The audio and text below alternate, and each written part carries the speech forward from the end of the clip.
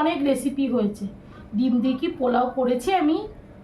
মনে হচ্ছে আমি ডিম দিয়ে পোলাও করিনি। চলো আজকে ডিম দিয়ে পোলাও করবো, আর সেটাই তোমাদেরকে শেয়ার করব। আর ডিম দিয়ে পোলাও করতে আমি কি কি নিয়েছি একবার দেখে নিই।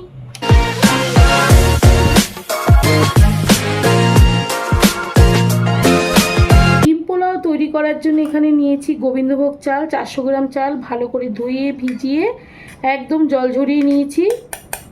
তার সাথে আমি নিয়ে নিয়েছি পেঁয়াজ কুচি, কাঁচা লঙ্কা, কাঁচা পাকা লঙ্কা কুচি আর 3টে ডিম। সাথে নিয়েছি কাজু, তেজপাতা, গরম মশলা, জয়িত্রী, জায়ফল, সাজিরে, সামরিচ। জায়ফল একটু অল্প করেই নিয়েছি যেহেতু এখানে চালটা কম আছে।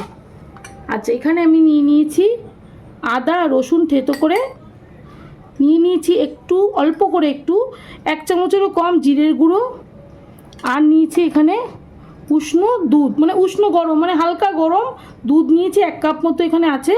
আর পোলাও করতে তো ঘি লাগবে, এই যে ঘি নিয়ে নিয়েছি। আর সাথে আছে লবণ। চলো কীভাবে তৈরি করছি তোমাদেরকে দেখাই। প্রথমে আমি একটু কড়াইতে ঘি দেব, 1 চামচ মতো ঘি দিচ্ছি। ঘি দিয়ে আগে কাজুগুলো ভেজে নেব। যেখানে কাজুগুলোকে দিয়ে দিচ্ছি, একটু লাল লাল করেই ভাজবো।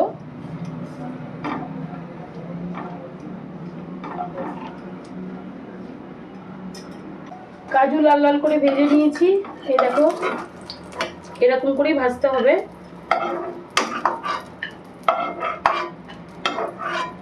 এবার এর মধ্যে আর 1 চামচ আমি ঘি দেব।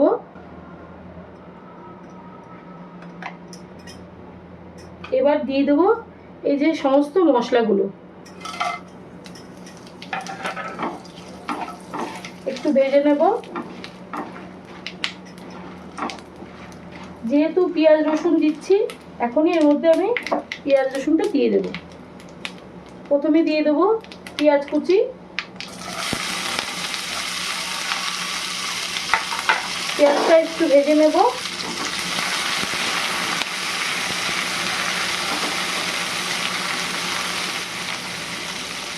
পেঁয়াজ ভাজতে ভাজতে এর মধ্যে আমি ডিমটাও দিয়ে দেবো। 3টে ডিম দিয়ে দেবো, একসাথে ভাজা হয়ে যাবে।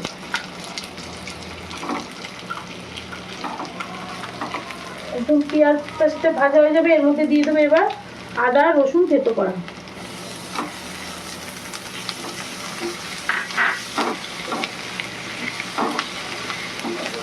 এবার আদা রসুন পেঁয়াজ ডিম একটু ভালো করে ভেজে নিতে হবে। এর মধ্যে এখনই দিয়ে দিতে হবে 1 চামচ মতো লবণ, যাতে মশলার মধ্যে ভালো করে লবণটা ঢুকে যায়। এবার দিয়ে দেবো কাঁচা লঙ্কা, এই কাঁচা পাকা লঙ্কা অল্প করা দিয়ে দেবো, এইটুকু দিয়ে দিলাম।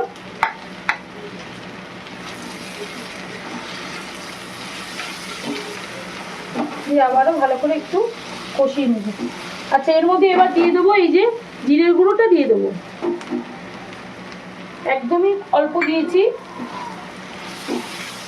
দিয়ে ভালো করে এখন আবারও কষাবো। একটু কষিয়ে নিয়ে তারপরে আমি এই যে গোবিন্দভোগ চাল আছে দিয়ে দেবো।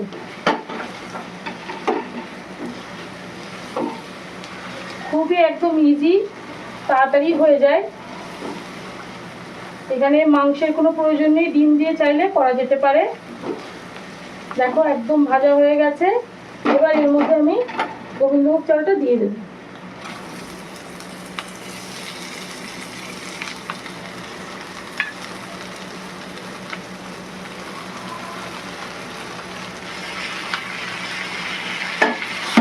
ভালো করে মেশাতে হবে। চাইলে ডিম 3টে তুলে নেওয়া যায় যদি ভেঙে যায়, সেই জন্যে। কিন্তু আমি আস্তে আস্তে করেই করছি যাতে ডিম ভেঙে না যায়। চালটা কিন্তু একটু ভেজে নিতে হবে, তাহলে একদম ঝরঝরা হবে। যদি একটু কম ভাজা হয় তাহলে কিন্তু নরম হয়ে যেতে পারে অনেক সময়। গোবিন্দভোগ চাল যদি পুরনো নতুনের উপর একটা মানে বোঝা যায় যে পুরনো চাল বা নতুন চাল। নতুন চাল হলে কিন্তু তাড়াতাড়ি করে গলে যাবে, আর পুরনো চাল হলে একটু ভালো হয়। এ দেখো কি সুন্দর করে ভাজা হয়েছে। এবার এর মধ্যে আমি আগে থেকে গরম জল করে রেখে দিয়েছি, এই দেখো এই গরম জলটা দিয়ে দেবো।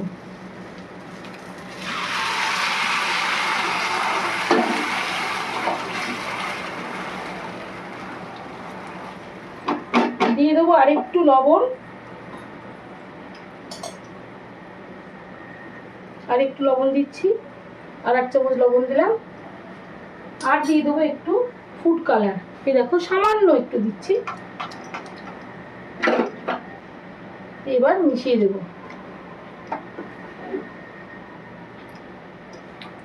দুধ একটু পরে দেবো, চালটা ফুটে উঠলে তারপরে আমি দুধ দেবো। এখন আমি ঢেকে রাখবো। ঢাকনা খুলে এবার দেখবো জল শুকিয়েছে কিনা। এই দেখো একদম জল শুকিয়ে গেছে, চালটাও কি সুন্দর ঝরঝরে হয়েছে। এর মধ্যে এবার আমি এই দুধটুকু দিয়ে দেবো। দুধ দেওয়াতে কিন্তু এটা স্বাদ আরো বেড়ে যাবে। এবার দিয়ে দেবো ভেজে রাখা কাজু, দেবো এর মধ্যে 2 চামচ চিনি। পোলাওটাতে একটু মিষ্টি মিষ্টি হলে ভালোই হয়।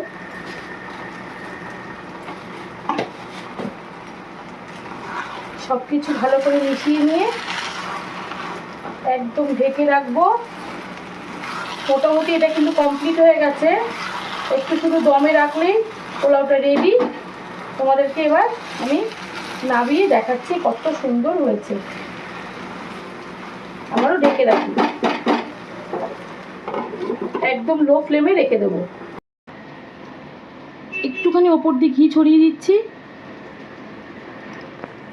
ব্যাস কমপ্লিট। আমার ডিমের পোলাও রেডি। দেখো কি সুন্দর লোভনীয় হয়েছে দেখতে, খেতেও ততটাই সুন্দর হবে। আমি তোমাদেরকে একটু চালটা একটুখানি দেখাচ্ছি কেমন, দেখাও না। দেখো চালটা কেমন হয়েছে, দেখেছো কি সুন্দর ঝরঝরা হয়েছে। গোবিন্দভোগ চাল কত সুন্দর হয়েছে, একটু খেয়েও দেখাচ্ছি। তোমরা তো দেখেই বুঝতে পারছো যে কেমন হতে পারে, সেরকম ভালোই হয়েছে। আর আমার এই রেসিপিটা যদি তোমাদের ভালো লাগে তাহলে একটা লাইক, শেয়ার, কমেন্ট আর সাবস্ক্রাইব করে দিও। টাটা।